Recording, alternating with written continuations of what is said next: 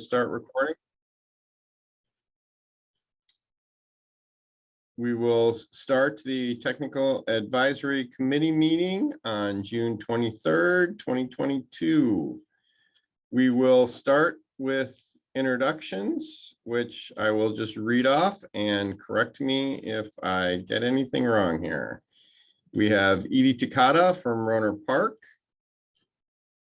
Tanya from RCPA, Kevin from Cloverdale, Dana from SCTA, Shauna from SCTA, Steve Urbanik from Sonoma County TPW, Chris Barney from SCTA, Hunter McLaughlin from County TPW, Janet Spillman, SCTA, Rachel Edie from Santa Rosa Transit, Janice Thompson, Sonoma County, Brian Albee, Sonoma County Transit, Here. Suzanne Smith, SCTA, James Cameron, SCTA, Drew Nichols, SCTA, Mario Landeros representing Sebastopol, Nancy Adams from Santa Rosa, Orlando Ramirez from Caltrans District 4, Wade, a new one, a new name. If you would like to come on and introduce yourself from the town of Windsor, that would be great. Yeah, hi, I'm just filling in for Alejandro. Yeah, Mona and Alejandro couldn't make it today, so I'm just an assistant engineer with the town of Windsor. Well, thank you, Wade. Glad you're here. David Ruperta from SCTA, Oriana Hart from the city of Sonoma, and Damian Obid from Roner Park. Welcome back, Damian. Long time no see. I think that is everyone. Thank you. City of Katati, actually. Oh, sorry, Katati. I had that in my head, just the wrong words came out. Yeah, no worries. And then if there's nothing else, item 2 is public comment. Do we have anyone from the public or anyone who would like to speak? Seeing none. Item 3, approval of meeting minutes from May 26th. Does anyone have any changes, corrections? Seeing none, can I get a motion to approve the meeting minutes of May 26th? Yes, Santa Rosa. Second. Moved and seconded. That passes unanimously unless someone speaks up. Onward to item number 4, SB 743 update. Chris? Yeah, just a brief update today. Just wanted to let the group know where work is on the VMT reduction and mitigation calculator. So we've actually received quite a bit of feedback from the steering committee group that's been reviewing the draft calculator. So have a lot of good feedback. Fair and Peers is working on that now. So most of the comments were really focused on the usability of the tool and making sure the documentation and training materials are really good, since it's a pretty big spreadsheet. It's over 30 tabs. So there are a lot of different, mitigation options included in the tool.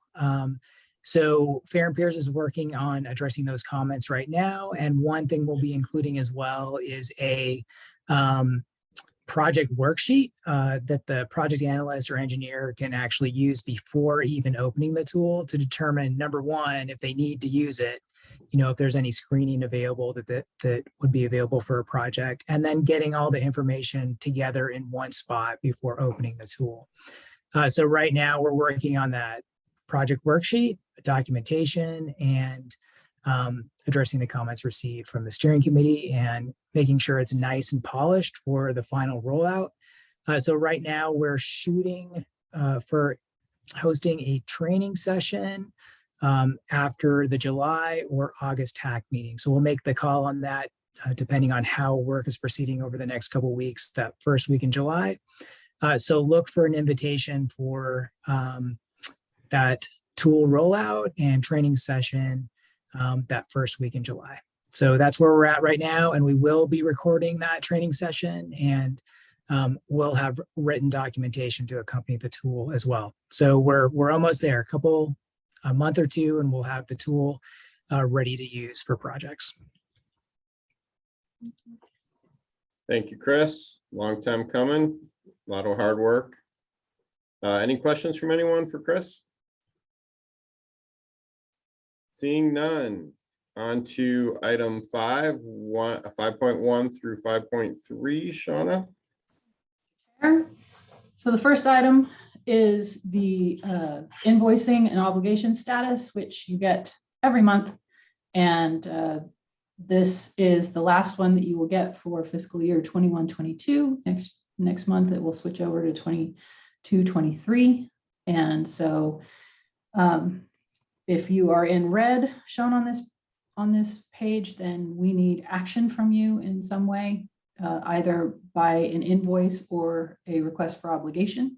And if you're not, if you're white, then you're in the white section, then you're in good standing. And if your project is shown in yellow, which we don't happen to have this month, then that means you're approaching the 6-month deadline. If there are any questions, but I think we deal with this pretty regularly. I think how everybody knows how this goes. I will move on to the next item with your permission, Mr. Chair. Please. Okay, that is the Measure M reminder letter. Hopefully everybody or almost everybody that is in attendance today received a Measure M reminder letter from me via email yesterday. This shouldn't be the first time you've heard about this deadline, about the close of fiscal year, but this is essentially a letter that I send out every year to remind you that invoicing is due by July 6th to me so that it can get processed and through our system in order to make fiscal year close. It also provides you with a summary of your carry forward balance. If you are reporting out on local streets and roads, local street rehabilitation program under Measure M, if you had a carry forward balance, if your jurisdiction had a carry forward balance, it will show in this letter. This is your first notification of what your balance was if you had one when you reported last year. So if you did not spend all of your Measure M LSR money, then you will have a balance in that first line of the second paragraph. If you did not have a balance, it will show as 0. Or if you had, you were in a program like local bus transit, you will also have received this letter, but it will show as 0 in that category. Nancy, I see you have a question.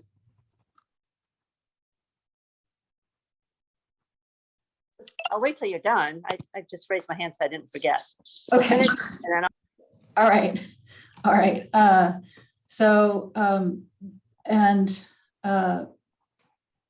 This is also a reminder for the transit operators that we do like to see a audit once the fiscal year is closed. We understand that those aren't necessarily done in June, so we anticipate getting those from you generally by the end of the year.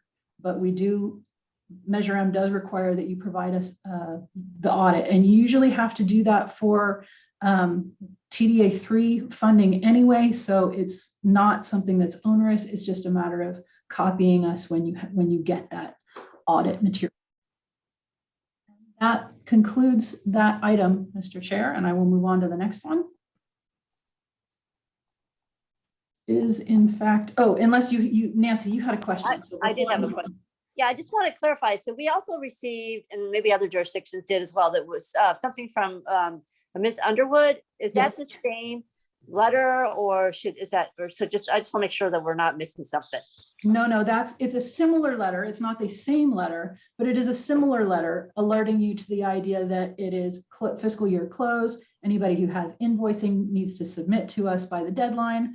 The deadline might be a day later, but that's because because in finance, it is, it's going directly to her, whereas I need to see it first in order to process it, in order to get it to her, which is why my deadline is a day earlier. But essentially the same idea. It's just coming from a different department.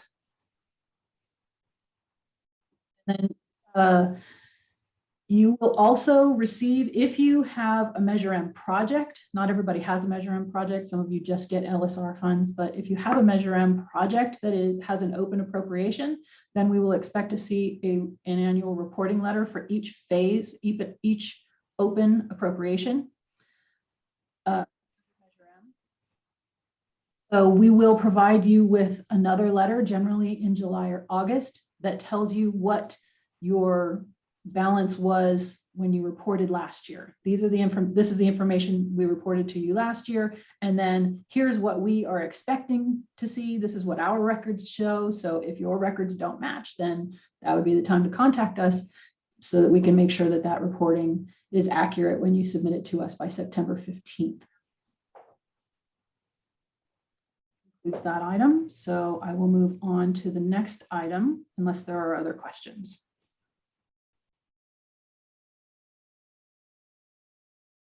None, seeing none, I will move on to the next item, Mr. Chair, and that is the Measure M annual presentation schedule for the Citizens Advisory Committee.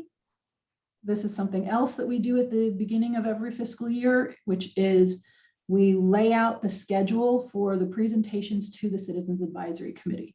Measure M, we have found Measure M is the Citizens Advisory Committee is the oversight body for Measure M before we report to the board. So we have established that each project that has an open appropriation or is making progress in some other way comes before the Citizens Advisory Committee at least once a year and gives an update that talks about how much money has been spent, what the project status is, and what is the schedule for delivering the project. So this is the schedule that we are proposing. We try to maintain pretty much the same schedule that we had in the previous year, but sometimes people have to move around for various scheduling conflicts. But essentially, we try to maintain what was done last year so that you are only coming to the Citizens Advisory Committee once a year. We don't want this to be onerous for you, but we do have a responsibility to report out to the public. So with that, we are asking for TAC input on this. We are taking this same schedule to the Citizens Advisory Committee on Monday. So if there is a problem with the dates as they are shown here, we would like to hear that feedback so that we can make adjustments before we present it to the Citizens Advisory Committee and they approve this schedule for the next year of presentations. What's the deadline that you want feedback, Shauna, on that schedule? Tomorrow would be great, because we have to present, we are planning to present the same schedule to the Citizens Advisory Committee on Monday.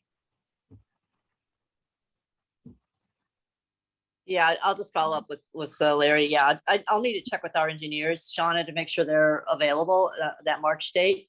I don't know. See, we run into the RDO Friday where a lot of people aren't there. So I'll do my best to reach out to the folks and see if I can get some response, but just move forward with the March date. Yep. Okay, great. Thank you. No other comments or questions on any of the Measure M items? Seeing none, we will move on to item 6, regional information update, starting with 6.1, inactive federal obligation status. Shauna? Thank you, Mr. Chair. As we do each month, this is a reporting on who is listed on the federal inactive obligations. We try to make sure that everybody is aware that TC and Caltrans and FHWA require that you have action on federal projects every 6 months. And if you are inactive for more than 6 months, then you end up on this list. And we have a responsibility to keep this down. It was reported out at the local streets and roads working group meeting this month that statewide we were down to like 0.8, I think, % for the state, which is fantastic. I can't remember the last time it was that low, but be that as it may, the Bay Area still holds a large part of that 0.8% of the inactive obligations. So it is on us to make sure that we are invoicing and reporting in a timely fashion on these federal obligations, particularly now since delivery status does reflect in your eligibility for getting programming for federal funds in the future, which of course we are anticipating OBAG 3. We go through it. I am going to opt to skip that. Everybody knows that they're on the list. Nader, I did not get a list from you last month, like you said, so I want to see that this month, or I will start knocking on your door. Okay, thank you. I got the message. You need an update? I don't think we need to do it now, but if you could send it to me in writing, that'd be great. I'll send it to you. Thank you so much. Thank you. All right, thank you, Shauna. Onward to 6.2, the funding program, One Bay Area Grant Cycle 3 update. So, Mr. Chair, this is the main event today. I'm going to go ahead and share my screen. So let me get that started.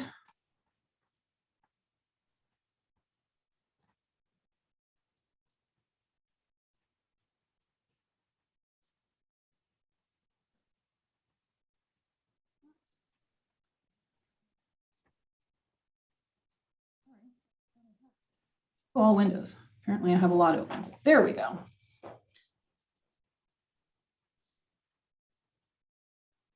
So,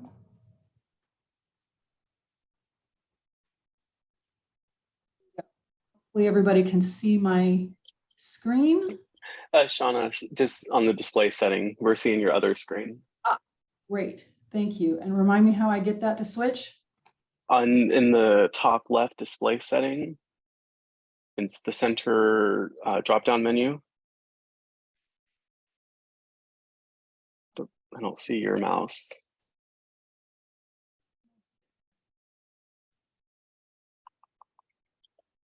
On the screen that's being shared. Shared. Okay, hang on. There you go. Display setting, next one over to the right. There it is. Okay. And then swap. There we go. Thank you so much. You're welcome. Okay. As I said, the main event. This is a report out on the SCTA funding program draft staff recommendations.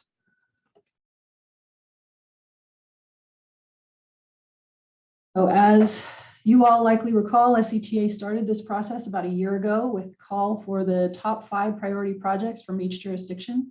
In response to that call, we received 65 applications.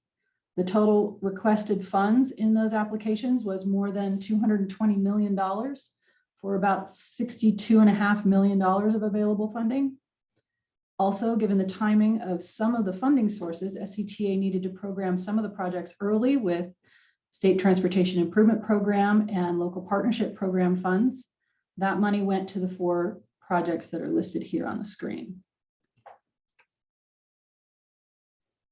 In addition to the STIP LPP programming that was done early, I wanted to review the other most recent programming that was done by SCTA, and that was the Safe and Seamless Mobility Quick Strike program, which was offered by MTC to spend some of the last OBAG funds. 6 jurisdictions were selected in Sonoma County to receive that funding. The funds were intended for projects that were ready to go and were quickly deliverable. Additionally, the Transit and Intercity Rail Capital Program was seeking applications earlier than when SCTA anticipated proposing projects for the OBAG 3.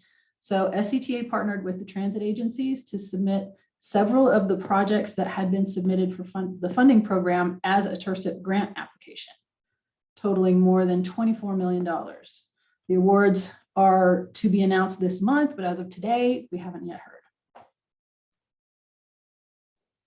With that background, that brings us to the process that SCTA went through to evaluate the remaining projects that had been submitted for SCTA funding program cycle 1. All of the projects were evaluated by staff and received a consensus score using criteria that were recommended by TAC and CAC and approved by the SCTA board. The evaluation criteria address established goals from Plan Bay Area and the Comprehensive Transportation Plan and Go Sonoma. They include benefits to equity priority communities, potential mode shift, safety, community engagement, emission reduction, and project readiness, among others. Staff's initial approach was to rank each project in order of raw score. We then took a cutoff score of 95 points. The total funding requested of projects that fell into that category was $101.2 million, which was nearly double the available funding. You can find those projects listed in Table 2 of your agenda packet. Staff also looked at a second scenario where we again selected the projects with a score of 95 and above, but we excluded transit projects since we were anticipating the TIRSIP grant award. This approach disproportionately benefits some jurisdictions over others and would have difficulty meeting all of the SCTA regional goals and performance targets. And also one of the projects on that list had already gone out to bid, so that one was removed. And you can see that those projects you can see all of those projects listed in Table 3 of your agenda packet. Third scenario selected the highest scoring project from each jurisdiction, but this approach would also have disproportionately favored some jurisdictions over others, and it would have been potentially challenging to program given the levels of certain funding sources. That scenario is shown in Table 4 of your agenda packet. And that leads us to the actual staff recommendation, and I'm going to turn it over to David at this point. And thank you, Shauna. So as shown in Table 5 of your staff report, we developed a staff recommendation that was based on the third scenario, but we adjusted it to ensure that all areas of the county will benefit from this funding. And I'll go back to the previous slide, Shauna. Sorry, I didn't bump it. Sorry. Yeah, so we adjusted the third scenario to make sure that all areas of the county benefit from that, and also to adjust it for only certain projects are eligible for certain funding sources, and also to make sure that we address all the SCTA and regional goals and performance measures. We feel that the staff recommendation provides a balanced program of projects that is a multimodal investment approach that will benefit the entire region. I should note, as part of this, the top scoring projects from SMART for the Windsor extension and the Pelham North Station, we're assuming are funded through other funding sources. And as I mentioned, this is shown in Table 5.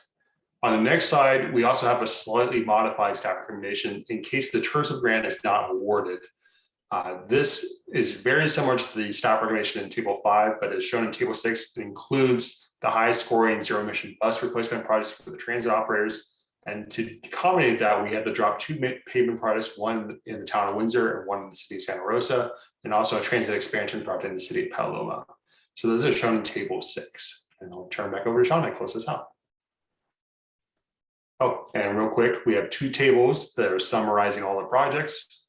We have 2 in the city of Cloverdale, 2 in the city of Cotati, 2 in the city of Healdsburg, 2 in the city of Petaluma, 1 in Roanoke Park, 3 in Santa Rosa, 1 in Sebastopol and Sonoma.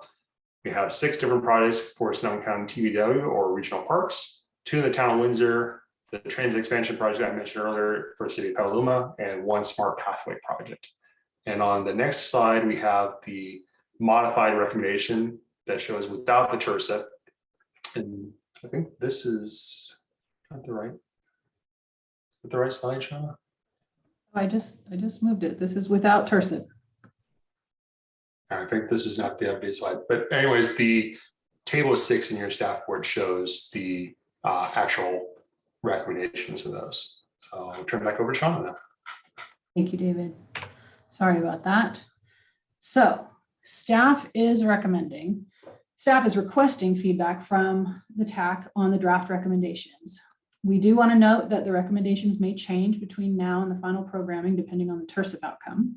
We are also asking that the projects determined to be most suitable for OBAG, and those projects are shown in Table 5 with a yes in the OBAG 3 suitable column, complete and submit an MTC OBAG 3 application and get that to SCTA by July 18th. So this is a quick list of the projects that we are asking for OBAG 3 applications to be submitted. Being on this list and submitting an OBAG 3 application does not guarantee the project will be submitted to MTC, nor will it necessarily be guaranteed to receive federal funding.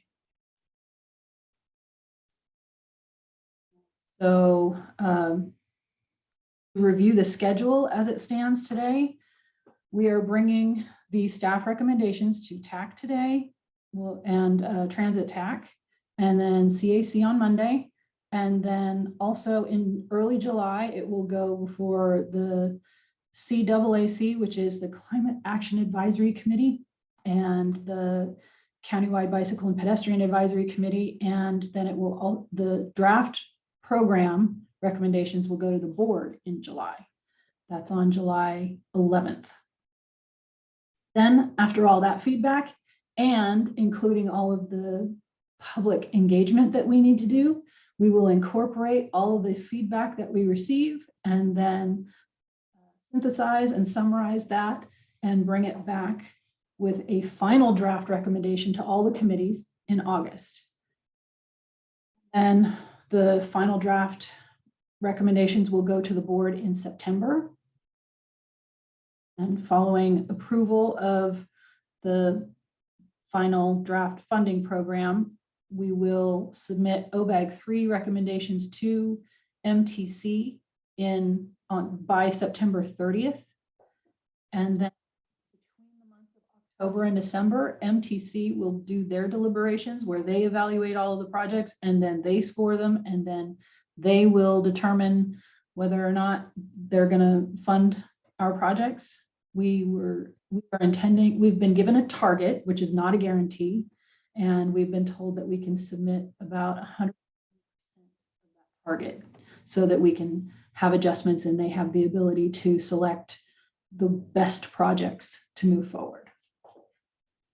And in December, MTC staff will make their recommendations, and those recommendations will go to, so we'll hear about it in December, and then the commission will actually approve the program of projects in January. After that, we will probably need to make some adjustments based on what gets funded with federal funding and what we have available to us with our other programs. So we will make those adjustments and come back in February with the final funding program recommendations to the SCTA board. Also in February, once we have MTC approval, we will be asking all of the jurisdictions that were successful for OBAG 3 to submit their TIP amendment, and that'd be in FMS. Take any questions, let the games begin, and may the odds be ever in your favor. Who would like to start?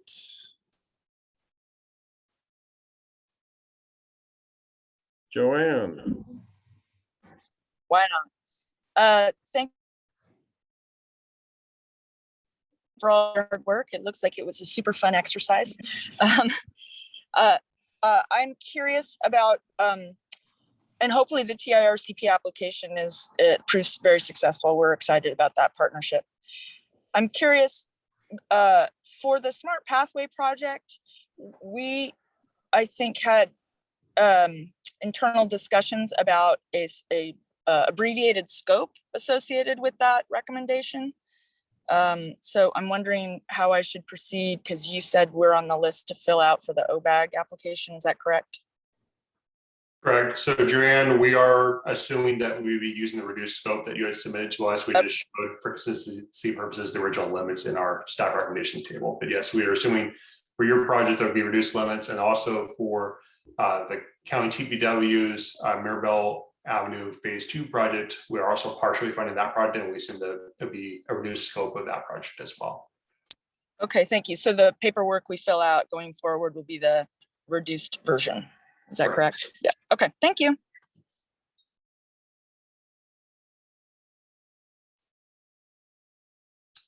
Edie.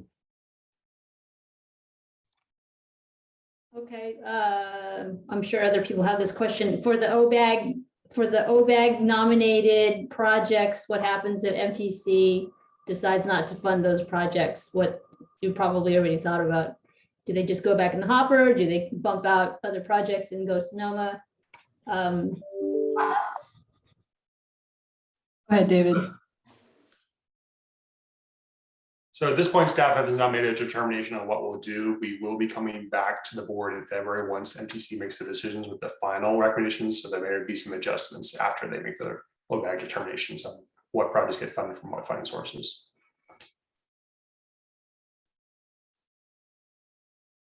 Janice? Yeah, hi, maybe I missed this, so sorry. I was following all of the definitions, and you guys talk fast.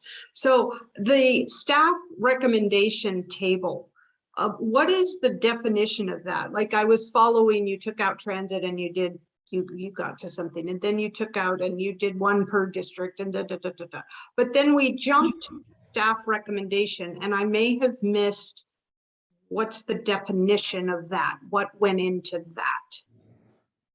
So we, in table 5 is the staff recommendations, and we adjusted basically the previous version in table 4 to adjust that for geographic equity, to ensure that all areas of the county will benefit the program, to include some pavement rehabilitation projects so that we address our pavement performance measures, and also to look at certain projects that are only eligible for certain funding sources. For example, your 2 projects in Pengrove are some of the only projects that are eligible for the Roanoke Park Mitigation Fee Program. So those are kind of the adjustments we did to kind of massage the previous version that was in table 4. Okay, and then is this an appropriate time to ask about a specific project and what happened to it on its way, or would you like that to be done separately? I'm happy to go over any of your scores offline. Okay. There's one project that didn't make the list, Highway 121 at 8th Street East. And I'm curious, is that particular or an offline discussion? So I believe that project did not score high enough to kind of go in the 95 or above range, and it also did not kind of meet some of our other performance goals. We are actively working with you and Caltrans to advance that project, and are also pursuing federal funding through Congressman Thompson for that project. And I think we felt that it just wasn't quite ready to go for OBAG or other funding sources for the construction phase. But we are committed to helping move that project forward. Thank you. Thanks, Janice. I think Damien was up next. Hey, thanks. Good to see everyone. I just had some dumb questions. Sorry, I'm jumping in midstream here. So the funding in the worksheets, this is the Go Sonoma funds, right? Which is, and then there's also a future, for some of the projects, a future desire to apply for OBAG 3, which then that's the point of coming back in February, right? To readjust at that point. Actually, no, this is, right now, this is the scope of all of the funding sources, but we haven't come down on a decision of who will get the federal funding yet. We're sort of, so we've identified those projects that we think are eligible and good candidates for OBAG funding, which is why we're asking for those projects that are listed to submit an MTC application. And then we will decide which ones get submitted, and then we will make final adjustments to the whole program after we hear what MTC has decided for the OBAG program. Okay, got it. All right, and then the staff report said this is a 5-year cycle, right? It's a 5-year funding cycle we're looking at. 4, actually. I mean, it's 5 for some of the program, for some of the sources, but I think for OBAG, it's a 4-year cycle. And so it's funding through fiscal year 2026, 2027. Right. Cool. All right, I got it. Thank you. And for what it's worth, I feel your pain in the exercise going through this, and I'm okay with tables 5 and 6, depending on how it goes with the TRCP funding. Thanks, Damien. Nancy, you're up next. Yeah, I have a series of questions. and concerns. So refresh my mind. What was the full amount that this 5-year program was estimated to have in terms of dollar revenue? 2.5 million. How much? You cut out. 62.5. Okay. So then I heard somebody say that the list 5 was based on anybody that scored 95 or above. Is that correct? Did I hear that, or did I not hear that? That's correct? where we started. We scored everything based on raw score. We ranked everything based on raw score. And then when we looked at it, we said, well, that's unbalanced. That won't work. So then we started, okay, well, what happens if we take all the transit projects out? Because the transit projects by their very nature seem to score higher because they're GHG reducing. So we took all those out, but we still said, we're really looking at projects that are 95 and above. And then, we did some other adjustments, and then it was still disproportionate. So then we looked at the highest scoring project from every jurisdiction, and that was still unbalanced. So then we had to kind of adjust and massage. And so we've come to something that we feel balances the funding sources that we have, balances the scoring criteria, the objective way that we went at looking at these projects. And then, we want to make sure geographic equity and a lot of other types. So, but yes, we did start with, let's not look at anything below 95. That's where we started. But we did have to make some of those adjustments once we looked at geographic equity. So, okay, well, Santa Rosa has some concerns, and we're not ready to move this table 5 onward. So I have a question about Hearn specifically. So why is it that, we had asked for an $8 million funding request, and it was ratcheted down to 5. So can you give me a little background on where that came from, and, a little history, so that I can understand where that came from? David? Sure. So in the city's raise grant application, you had requested 4.5 million of local partnership program funding from SCTA. We have about 5 million of that available from our incentive program funding. That is what we're recommending for that particular project. The project is not eligible for OBAG funding because it's a capacity increasing project, and also is well before Ghost Sonoma funding would go into effect. And so it's not available. Ghost Sonoma funding is not available for that project. We're recommending it for that 5 million, given that we're assuming that the raise grant is going to be awarded next month. We may be having to adjust that in the future if the raise grant is not awarded. And we're also committed to working with the city on submitting a competitive application for local partnership program to CTC in December if we have a funding cap. But we are committed to delivering Hearn and working with the city to do that. Well, thank you, David. That was helpful to know, because that was a missing piece. So,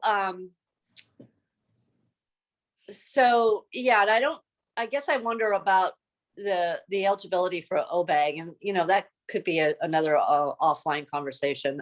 So it, and I don't want to take the whole group's participation into that. So, I would say, kind of at first blush, Santa Rosa's would not seem to think that this would be for our project would be a good place to move this along. I mean, we submitted, I think, at least twice as many projects as was ended up being on the list here. And, if we don't get the transit funding, one of our projects even falls off, right? So, that's a big concern for us. And as the largest city in the county, to walk away with under 5 million, or right around $5 or $6 million out of $66 million pot, that really doesn't pencil out for us. And so I guess the other question I have, I understand the urgency of programming for OBAG 3 because it's time sensitive, but I would ask the question, all these other funding programs, do we need to make a decision about what projects we need to pull together at a board level to push forward? in such urgency. So I'm going to ask that question. And like I said, I get OBAG, but I don't understand the urgency of the other funding categories and why the board needs to decide on this list. Because frankly, this is a lot of, and again, you guys, kudos to you. You put a lot of time into this, and we all as jurisdictions put a lot of time into this. So, I kind of go back to the scoring criteria, and I really, I think there's a lot of weight and merit to that versus spreading the money out to everyone. So, and I don't, yeah, so I'll stop there. All right, thanks, Nancy. Steve? Hello. Hey, thanks for grinding through this, and I know it's a grind. And this is sort of tongue in cheek, but maybe not really. But I think there might be one or two other people who will remember when we all had, as jurisdictions, a card of dots and a list of projects on a whiteboard, and we all got to vote with our dots, and everybody had the same number of dots, and every project was evaluated based on a truly regional perspective, and that put everybody's perspective. Suzanne, I know you remember this because it was kind of fun to do. But when we talk about regional perspective, I think there's an important distinction to make here, and that is, and I understand this is OBAG criteria, and nobody can change that, but the assumption that modal shift gets 20 points versus in-place infrastructure gets 10 points. My question to you guys is, if that's going to be the criteria that we evaluate projects on an ongoing basis and with increasing emphasis, right? I think that's how we're moving with OBAG, if I'm not mistaken, and kind of watching how these programs are evolving. I think you need to add for a better word, a box rocks to those programs, because buses and bikes don't ride in the air. They ride on actual pavement that jurisdictions have to manage and support.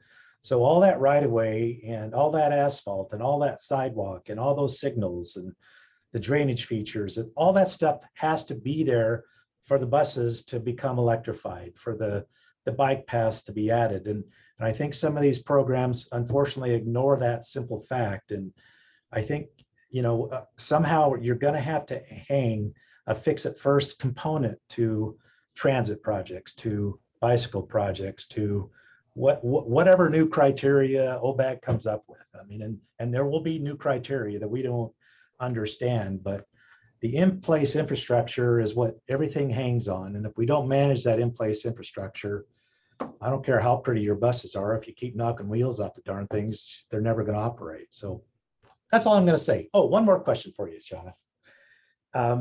So the quick strike projects, right? When do they actually have to be on the ground? Because this was a shovel-ready program. Were they supposed to be programmed this year and banging rocks and hitting nails and stuff like that already, or next year? Yep. Okay. All right, that's all I want to say. Yeah, did you, so I heard you say a lot of things before you asked about quick strike. So was there a question in there that you wanted me to answer? Yeah, you're because I asking would like to TAC. commiserate a little bit with you. I do. Sure, no, I get it. This is choir. hard. I'm not saying this is not hard at all, but the TAC's is going to approve the your guys's recommendation, and to be honest with you, and it's hard to do in our new environment here, where everybody's hiding in their garages and their offices and everything else, where we're not getting and collecting together, where we can all talk about it, and I can whisper to Nancy, and I can complain to Larry and stuff like that in these meetings, and trade some dots here or there for something. But I honestly, I wish there was a way for us all to vote on your list of projects. And you could use an analogy of those dots. And I don't know I don't know how to put it together, but I like that idea where if there's a project out there, and to Nancy's point, that everybody in the region supports, the Hearn Avenue interchange or whatever the heck it might be, there may be jurisdictions who would say, that really is an important regional project, and I agree with that being supported, versus this kind of butting head, competing against each other, which we're doing, but there's an aspect to that that I think I miss in particular, that we used to have that it's difficult to do today. And I And will say, the go last ahead. thing I would like to say is, can I get your guys' photographer for a headshot? Because you guys look awesome in those pictures down there. So I wish we could get those. I'm done. I would like to say that also noticed that, you know, we sort of had to start with these criteria after the fact. So it is our intention to, in the next cycle, have the criteria be out there, because keep in mind, the criteria were developed not just because of OBAG, but because of the input that we've received from our board, from the public, and from Go Sonoma, and state projects like LPP or programs like LPP. So we developed it with all of that in mind, not just OBAG. So MTC kind of takes the weight of being the heavy. Well, that was a weird way to say it, but really this is the wave of the future. So our intention is to have teams, evaluation teams that will be made up of y'all and us in the next cycle, so that you do have some sort of input, so that you do see the process that we go through and how we have to evaluate these. So I hear you, and I do appreciate that you guys should have some sort of, you know, participation in this as well. Thanks. And Steve, I'd like to add, we are very cognizant of the pavement needs of the entire county, and it is something that is getting harder and harder to fund from federal funds. FHWA has cracked down on doing any kind of formal distribution of STP funds, and we are very aware of the needs to continue doing pavement rehab projects. And that's why we adjusted our recommendations to include some of those projects in some of the jurisdictions that had submitted those that may not have scored as high as some of the bicycle or complete streets or transit projects, but are definitely needed projects that everyone is using no matter what mode of transportation they're using. Yeah, I mean, I know you understand, but look, all those projects don't build their own asphalt to run on. They run on everybody else's asphalt and sidewalks and all that stuff. So we got to figure out a way to keep that stuff in decent condition as well.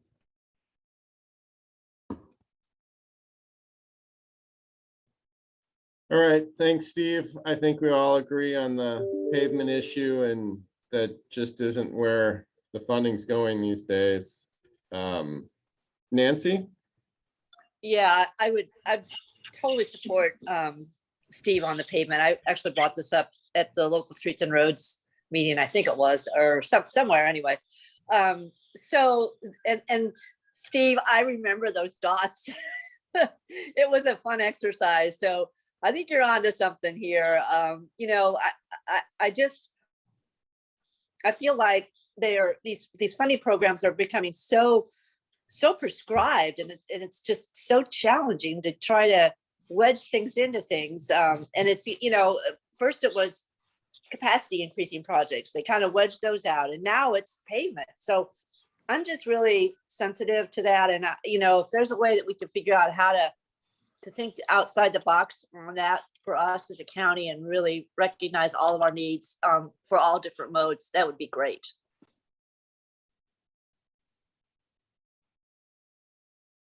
Thanks, Nancy. Do we have any other comments? Steve? Sorry, I'm back, and apologies for the hypnotizing shirt, but I thought it might be effective to get my way today. I don't know if it's working, but at least on my screen, it looks like it's like, ooh. I guess this is kind of a question, Shauna, and it is, so our list of projects are going to MTC once the board approves them, correct? That's our next steps. So is that list of projects going to be in competition against other county projects, or just associated with our county targets? It's going to be in competition with other regional projects. So there are no minimums per county at this point. It's That's all, correct. everything's up on the table, and Alameda could wipe us all out if they come up with some really cute OBAG related projects, right? I mean, theoretically, but realistically, I don't see that happening. Yeah. We were given a target, which is fair, but we are not given a guarantee. So it is possible that we could get below our target, but I have, feelings. We did a very, very rigorous process. And I mean, I need you guys to understand that it took weeks to get through all of those 65 applications and evaluate them all, and then meet with our team and come to a consensus score just to get those raw scores. We put a lot of work into this, and I don't think I have good feelings about the projects that we are intending to put. Yeah, well, ask Hunter. Hunter used to look like he was 25. Now he looks like he's 27. So we've taken a few years away from Hunter putting these things together. So.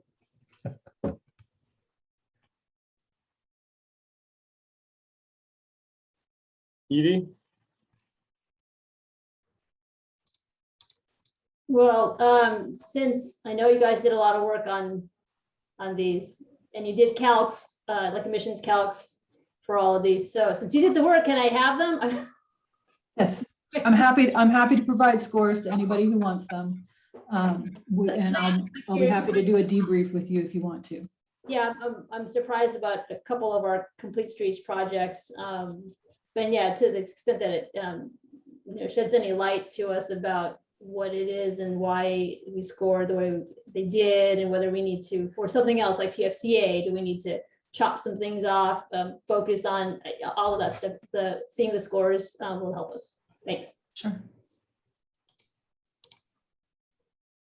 And Edie, I should note that we do have the emissions calculations ready. MTC was supposed to provide their own inputs of what they're going to be asking for, which is slightly different from what we did, but they still don't have it on their website. So we'll be following up with them so we sure to have the correct information for your OBAG applications. Thank you. So the emissions calculations are due by July 18th, and that includes Entire application. I'm sorry, Mr. Chair, to interrupt. sorry, the entire application plus a complete streets checklist. Okay. The complete application, the complete street checklist, including emission calculation, is due by July 18th, which is like 3 weeks or less from now, right? And they don't have guidelines on those emission calculations yet. Okay. And the complete streets checklist needs to go through the Bike and Ped committee. That's correct. That's why it has to be by July 18th, so that we can get it onto the agenda, and that we need to get it, we need to distribute it and have them look at all the projects, the complete streets checklist, that is, and then go to them at the regular meeting and have them vote on it. What's Before we the date of that regular meeting? What's that? What's the date of the Bike and Ped committee meeting? But that's okay, Shauna. We don't need it. It's So July 26th. Okay. Thank you, Dana. So that's after the due date. And so we're going to be submitting the checklist, then it goes to the Bike and Ped committee after that. Does staff need to do anything specifically other than submit the checklist to be ready for the BPAC? I mean, we will have a list of the projects and send those out, hopefully as printouts or as links. I'm not really sure which yet. Done this since COVID, and they've got a new checklist, so I'm not really sure how the best method will be, but we will get all of those checklists out to the CBPAC prior to the meeting so that they have enough time to look at them, evaluate them, and then develop questions if they have them, and then we'll take it to them at the meeting. So, I mean, I don't think that there's anything too strenuous that we have to do, but we will try to assemble something that goes out in a package to the CBPAC prior to the meeting.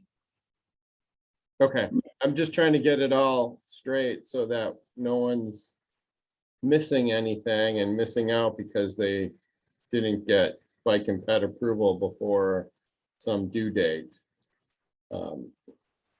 Having just gone through the ATP process as well. Nancy? Yeah, thanks. I really appreciate Edie bringing up just about her individual projects and the scores associated with them. And I would suggest, for for one thing, I'm concerned about having to submit something even before or very close to having a board, the board hasn't even taken an action on it. They're just looking at the draft at their July meeting, right? So I guess I'm a little concerned about that. Why put jurisdictions through something when it may change? So I'll raise that issue and concern. And then I really like the idea of if a jurisdiction would like to have a conversation with SCTA staff about the project scoring and why they thought it was a good OBAG project. Because quite frankly, there's a project on there that I don't know if it's a good OBAG project. So I really feel like that would afford a jurisdiction that individual one-on-one with SCTA staff before we finalize this list, because I would like Santa Rosa to have that opportunity. So I can tell you that in order to make all the deadlines, I appreciate what you're bringing up, as the date is fairly close to when the board is going to be seeing it for the first time. But I will tell you that if we were to wait until after that, we wouldn't have enough time to get it all together and get it to the CB pack. So we are bound by the schedule that has been laid out for us by MTC, and all of the counties are going through the same thing. So it's not like this is just happening here because we are being officious. So I think that although it is uncomfortable, if we were to wait until afterwards, then we would risk not being prepared. So we would rather just ask that everybody that we feel is a good candidate for OBAG go ahead and submit that application. I appreciate that, Shauna, but I will then follow up with my other question about individually meeting with folks, because I'm not comfortable, and I've talked to my executive team about this table 5 recommendations, and we have some concerns. Santa Rosa has definite concerns. We'll be happy to go over all of your applications with you. Thank you. And so we'll set that up, and we understand that this is just a discussion item today. No, this is an action item today. It is a discussion item, Shauna. Is So it? I mean, I thought we were asking that we get some sort of, all right. We're just looking for feedback today. We'll be coming back with the final draft recommendations for action in August. Thank you, David. That was my understanding as well. We are looking for a flavor though, so that we can take that to the CAC. So yeah, and if we can get any comments you have in time for the CAC by tomorrow close of business, and in time for the board by close of business on July 1st, we'd really appreciate that. So we have time to incorporate your comments into the board staff report.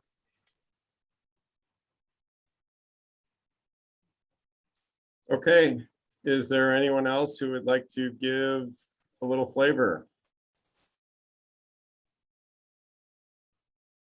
Seeing none, I think David and Shauna, you got the gist of everyone's comments on this and you're good to go. Excellent. So back to the agenda, forgive me. Hey, Larry, I Yes. don't know if I'm sorry. I did have ask a question about the urgency of the other programs and why we have to make a complete list right now. And I don't know if I had received a response back from anyone from SCTA on that. I understand OBAG, but the other programs. So if someone could respond to that, that'd be great. Yeah, so for the local partnership program, we have a little bit under $1 million that will be lapsing at the end of fiscal year 23 that needs to get programmed. We have another $5 million of incentive LPP funds that can potentially carry over into the next LPP formula cycle, but we want to get that programmed as well. For Ghost Sonoma, we need to complete the strategic plan for that by the end of 2023. So the idea with this action is to get the Ghost Sonoma projects identified and programmed early on so that we can include them in the strategic plan. And if we only picked OBAG projects, we couldn't really fund very many projects at all. We have a very limited amount of OBAG funding, and the majority of the funding in this funding cycle is from Ghost Sonoma. And so that's why we're moving forward with all the funding sources together, as was outlined to the board last year when this coordinated process for this call for projects first happened. And that's been the intention all along, to program as many projects through as many funding sources as we can to try to advance as many projects as we can right now. So that's been the intention the entire time. So Go Sonoma, your timeframe is the end of 2023. And what was the first one, did you say? So the local partnership program, we Yeah. have about $1 million that will be lapsing at the end of the upcoming fiscal year that needs to get programmed, and another $5 million in incentive program that could potentially get programmed this fiscal year or could carry over to the next LPP cycle. So that funding source has a lot of deadlines on that as well to get that through the California Transportation Commission. Okay. Okay. It is All right, thank you. economy scale. Thank you, David. Edie? Okay, so this is just a clarification on what Nancy had brought into light for Go Sonoma. These projects, and I do understand these were evaluated for Go Sonoma, the three programs, not including LSR. So this would pretty much, I don't want to say lock up, but for lack of a better word right now, lock up projects for the other 3 programs for 3 years of Go Sonoma, 3-ish years of Go Sonoma. All right. Okay. It could be for the first 3 years to Go Sonoma funding. Okay. Thank you.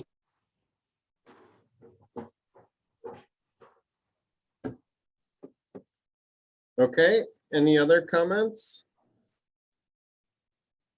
Seeing none, and since there is no action, there will be no motion. We will move on to somewhat discuss 6.22, the MTC Complete Streets Checklist. Anything to add there, Shauna?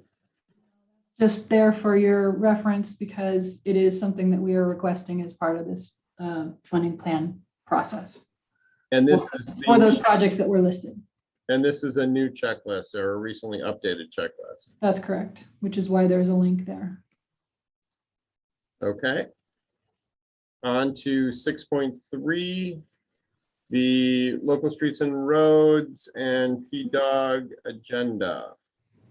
Information. It is information, Mr. Chair. There are a lot of action items in there, and honestly, I stress this every time that the meeting happens, but everyone that has the ability to should be participating in this meeting. It's a quarterly meeting. It's a joint meeting with the Programming and Delivery Working Group, and it has a lot of valuable information in there, but there are a lot of action items in there that require your attention. So rather than go through each one, I would just reference that you go through and see which ones need action. It's a lot of meat in that agenda. I'd be happy to go through line by line, but we'd be here for a while. So I will tell you that the LSR reporting, your resolution needs to be done for CTC, for your LSR funds, showing your project list, which usually is passed by a resolution by your city councils or your board of supervisors. And I will tell you that you should be checking the PMP certification regularly, because that is an eligibility issue for OBAG funds, as is your single point of contact. Only there is no single point of contact for the city of Cloverdale. And if you want to, it is not allowed to be a consultant. So it's supposed to be someone who is on staff. Although I will tell you that the city of Sebastopol does have a consultant, but it is because they are acting as the city engineer. There was a bit of a loophole there. There are a number of other things that require action in there, so I would direct your attention to the packet that is linked in the agenda. Excellent. Thank you, Shauna.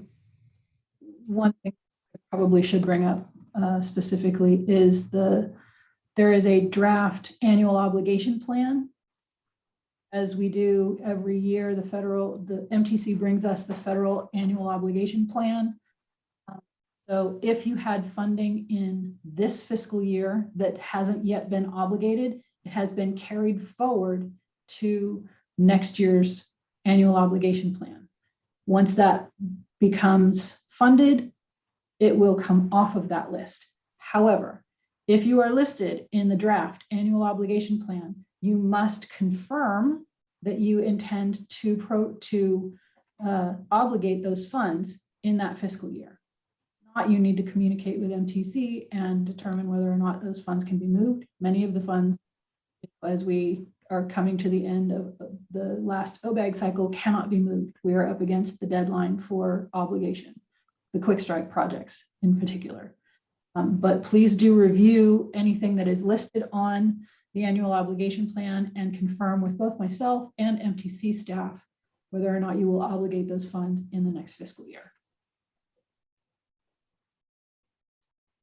On that topic, I'm wondering if anyone has a quick strike project that has been obligated, because we have a very simple project and it has been struggling to get through local assistance and it's been infuriating.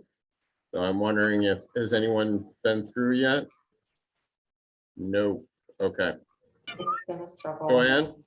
We have as a transfer to FTA though, sorry. Yeah, you backdoor. Okay. I guess that will do it for 6.3. I second Shauna's comments that they are good meetings, a lot of good information, and the commute is much shorter these days. Onward to item 7, the upcoming SCTA RCPA board meeting on July 11th. The agenda on screen. Yeah, so just to walk the TAC through the agenda. So on the consent calendar, we just right now, it's pretty light. We're confirming that we are continuing Zoom meetings for our board meetings. We'll have a legislative update. We'll also have an update on an MTC grant opportunity for electric vehicle charging infrastructure. On the SCTA items, we'll have the item that we just had a very robust discussion on, showing the board those tables, as well as giving them feedback that we've received from both the TAC this afternoon, as well as the CAC on Monday. Will be Ross Clendenin, our marketing and communication specialist, will be presenting a community engagement plan that would span from July until September. No promises on a whiteboard with white stickies, but we really want to engage the community and get their input on the selections that we've made for the projects. And that is a requirement of the OBAG 3 funding. There'll be a report out on the future transit ad hoc, and the RCPA items will be for the draft Sebastopol climate action framework, as well as a RCPA funding item. So funding for climate report ad hoc, the Strategic Growth Council grant opportunity, as well as the DOD legislation, SB 852, that's going through assembly committees next week. So, and then it'll be the standard annual reports and announcements that are part of every agenda packet. So with that, I'll stop, and that concludes the report out on the board agenda.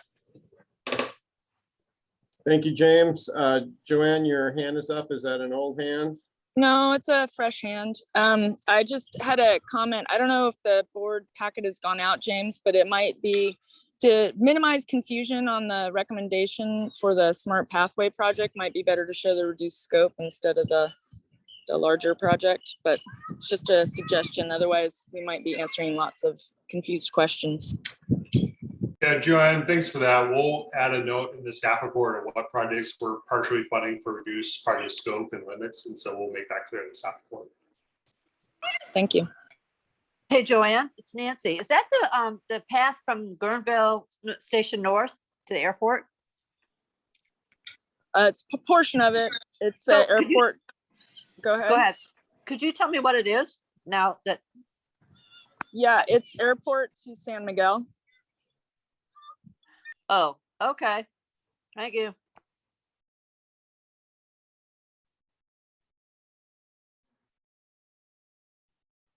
No other comments, questions? Moving on, item number 8, a square screen discussion on grants being pursued. Does someone want to take a lead on this? Shauna? Before we get into the roundtable part, there were a couple of announcements that I wanted to cover as part of grant opportunities. So if I'm just going to share my screen real quick.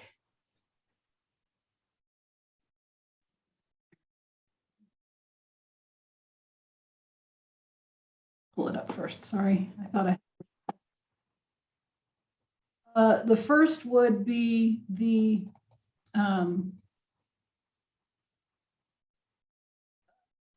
regional ATP applications that were received, and also the ones that, you know, were not included in the state program and vice versa. So Carl Anderson, and hopefully everybody received this, or at least the people that submitted an application for ATP received this same list from Carl Anderson. But this list shows the projects that were submitted for ATP applications. And there is one project on this list that was submitted as part of the regional program that wasn't submitted to the state program. And then there are some projects on this list that were submitted to the state program that were not submitted to the regional program. Typically what happens is you apply to both, because if they are not selected as part of the state program, then they are automatically considered in the regional program. And we have had some success that way. So those projects need to follow, those project sponsors need to follow up with Carl Anderson at MTC and talk about the background. Or if Sorry, I can only call one person at a oh time. my goodness. Would you like to call? Shush. Oh my gosh. Siri has decided that I was talking to her. Sorry. So we need to make sure that Carl knows what's going on with those applications. So I wanted to share that. And then the other thing I wanted to share, let me stop sharing this screen to the other one, which was the fact sheet, reconnecting communities pilot program fact sheet. And I'm gonna,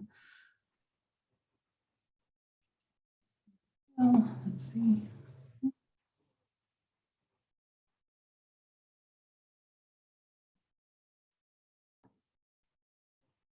So there was a notice that went out from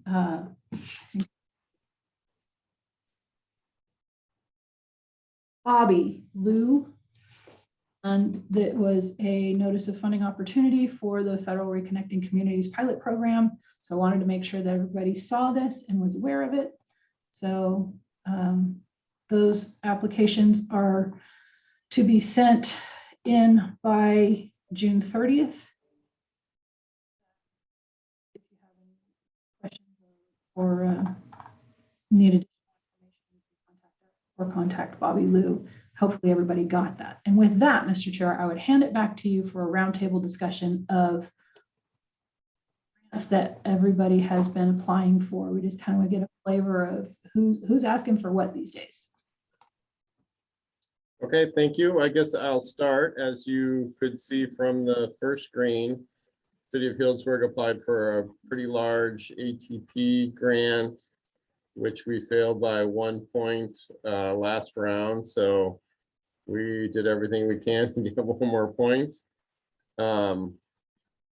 Not applying for anything for the reconnecting communities, but Joanne, if you're still on, maybe someday a pedestrian crossing over the bridge in the Mill District area, that would be a great idea.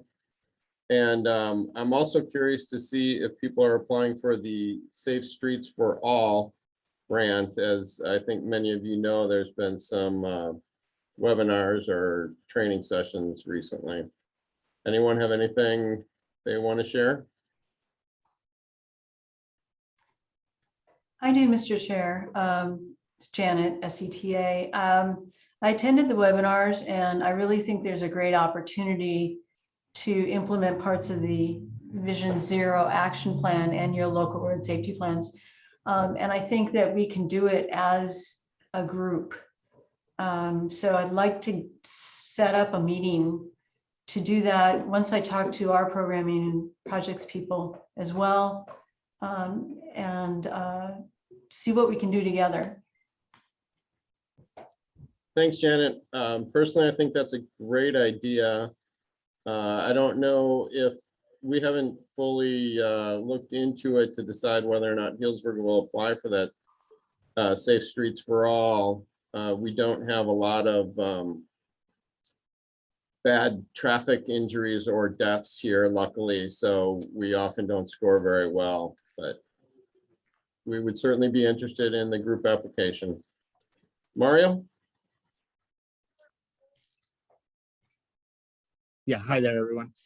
Yeah, I just also wanted to mention that Sebastopol, partnering up with Sonoma County, just recently also submitted an ATP application.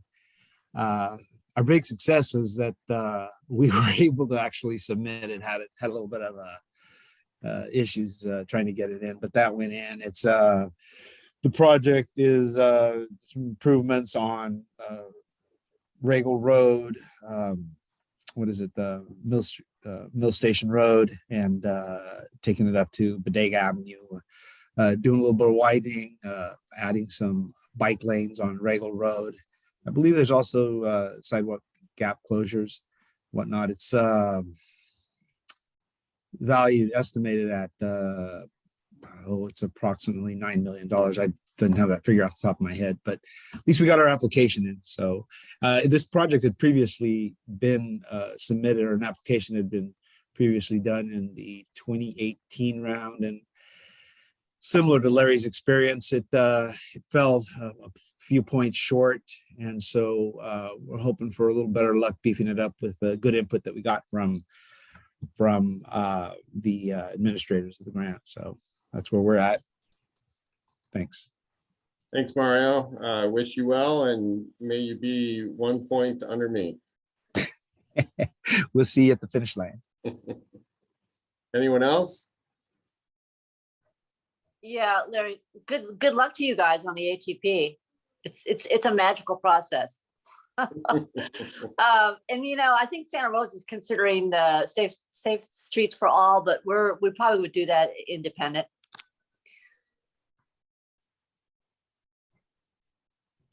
Related to that, is anyone working on HZIP grants? I believe they're due in September for this cycle. Maybe it would be another good opportunity to implement projects in your local road safety plans. Oh yeah, that's a great one, David. Thanks for reminding. Santa Rosa's working on one for our top injury collision or injury network on Stony Point Road. So yep, we're working on that. So thanks. And I should note there are specific set-asides that are a lot less competitive than having to do the benefit cost ratio applications. So if folks want to look into that, there are a lot of set-asides that you can get funding fairly easily. And with this cycle of HIP, it's all state funding, not federal, so it's a lot easier to deliver. Yeah, thank you for that. We're probably going to be applying for something for HSIP as well. Yeah, and Healdsburg, excuse me, Sebastopol, I got confused. We'll be doing the same as well, making application now with an approved LRSP. So see you at that one too, Larry. Joanne? Just kind of a recap, we've got the pending TIRCP application that SCTA submitted for Petaluma North Station, and the balance of the Windsor extension funding for RAISE. Should the RAISE application fail to result in the funding, then we're working on Solutions for Congested Corridors program funds for Windsor extension. And then there's a couple of railroad applications that should be coming up in the fall, but I don't have exact dates, and we'll probably be applying for most of those.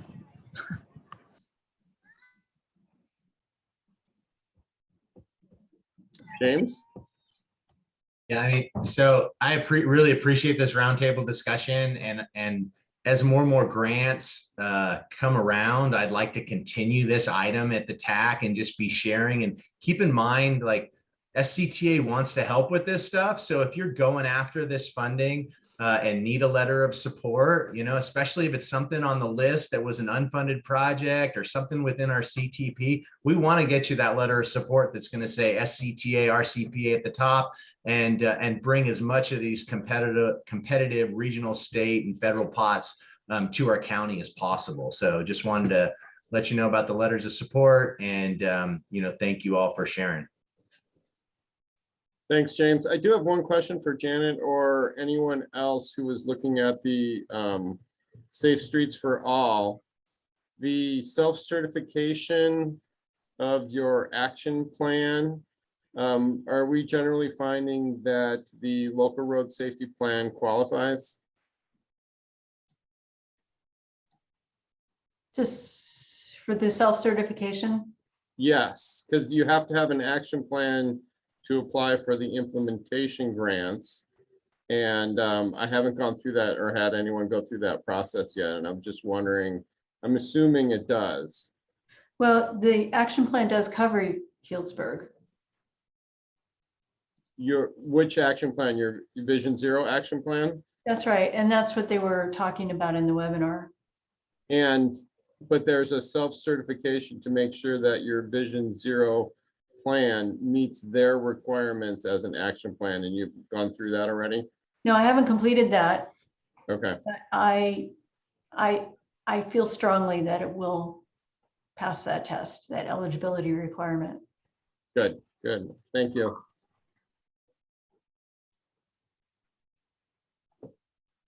Yeah, this is Janice with Sonoma County. Sorry, I didn't raise my hand. But we're going to be doing that as well, Larry. We're just starting to look into that Safe Streets for All as well, and what qualifies. Our LRSP is complete, and so we'll be reaching out. Is it to you, Janet, as well? And I have heard from you already, so. Thank you. Thanks for that. Okay, anyone else? Seeing none, a second roundtable on the current bid environment. Kind of sucky. Yeah, so on this one, you know, there's been so many newspaper articles on supply chains. I've heard, you know, parts and pieces being delayed up to a year. You know, I hear woods down, pipes up. I'm just wondering if anybody has any bids they've opened recently they can share with the group. I think it's a healthy discussion, know where our Sonoma County bids are coming in. Well, I'm assuming most of you folks got letters from our local AC suppliers and aggregate suppliers saying, well, we're just going to add a premium before we even see what you're going to put out on the street. So we got a preemptive strike over our bow there with, you know, from our AC suppliers that said they're trying to remember what the number was. I think it was like $7 a ton just before we even begin, right, for AC. And I think right now, most of our bids have come in about, particularly for those kinds of items, about 10% more than we did see last year. That's kind of it. So, but the biggest thing is the variable in the asphalt index that, you know, allows contractors to request for an increase in their material prices based on the Caltrans asphalt index that we follow in our specifications. So, and it can go both ways. You know, we're hoping that, you know, somebody finds a whole bunch of oil these days and dumps it on the market, but I don't see that happening either. So. Thanks, Steve. Janice? Yeah, I'll also just add on to that. It's just weird things spring up. You don't know what's coming next, but right now we're having trouble getting paint. So we've got striping going on, and we're delayed in getting striping done. So it's just hard to predict what it's going to be. Obviously this year we know it's going to be construction water and asphalt for sure. And just how much of that, you know, we just jumped in the pool and we hope to be swimming out of it. So that's all I'll add. Mario, you have anything to add? Oh yeah, excuse me. It was a little cough and I didn't mute, but I will tell you that our only bid opening this year was a small utility project in back in March. And our one component with the pavement restoration, we had, what do we have? 5 bidders. Low bid was Piazza, and Gelati was the high bid on the overall bid, but both of their prices for a small amount of pavement restoration feels a little bit reasonable in normal times. This was back in March, whereas a couple of contractors were I don't know, thousands of percent over, from a roughly less than $4,000 bid item up to 20,000 is what another bidder had on small pavement restoration and striping and marking. So we shall see. That was a March bid, and it's tight project, tight margins, and this doesn't sound good for that small bid item. So I got a feeling contractors going to be coming back on us. Anyway, that was it. Thanks. Thanks, Mario. Anyone else? Yeah, we haven't had any big projects going out, but very similar random things are all of a sudden taking incredibly long time, and everything costs more than it did. Yeah, Larry, I would probably add, kind of just planning for next year and the next 2 or 3 years, is that, you know, these oil prices are starting to ripple through the rest of the economy. So labor prices are going up clearly, you know, transportation costs are going up, and how that reflects to the economy and especially the local economy is going to have a big impact. And, you know, one thing to kind of pay attention to around here is that, you know, there's quite a bit of money out on the streets through SB1, through these programs we're just talking about now.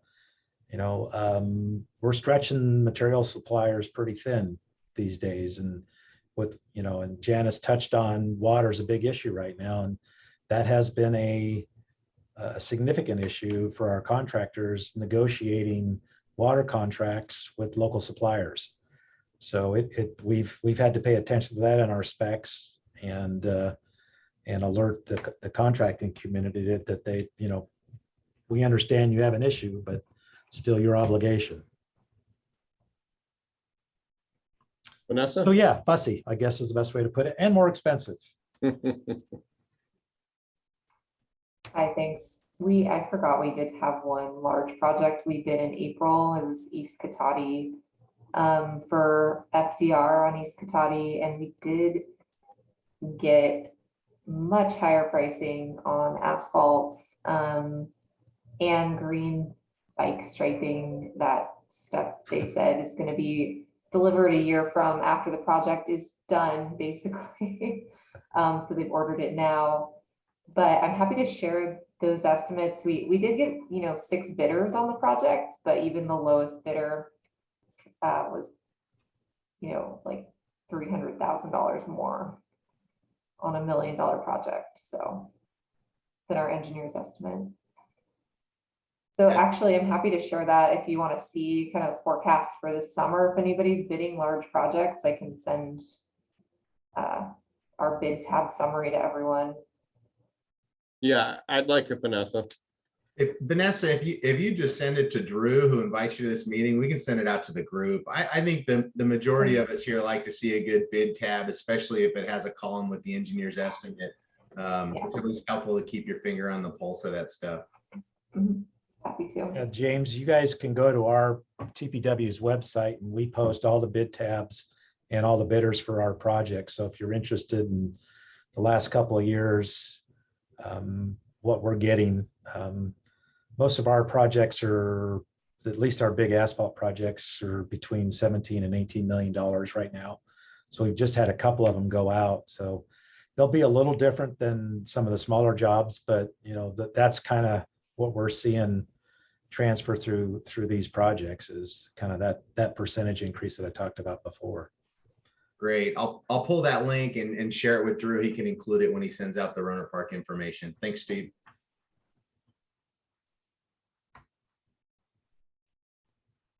Hey, do we have anything else? Any kind of announcements, comments? Seeing none, we're hereby adjourned at 3:01 p.m. Thank you, everyone. Thanks, Larry. We'll see you guys.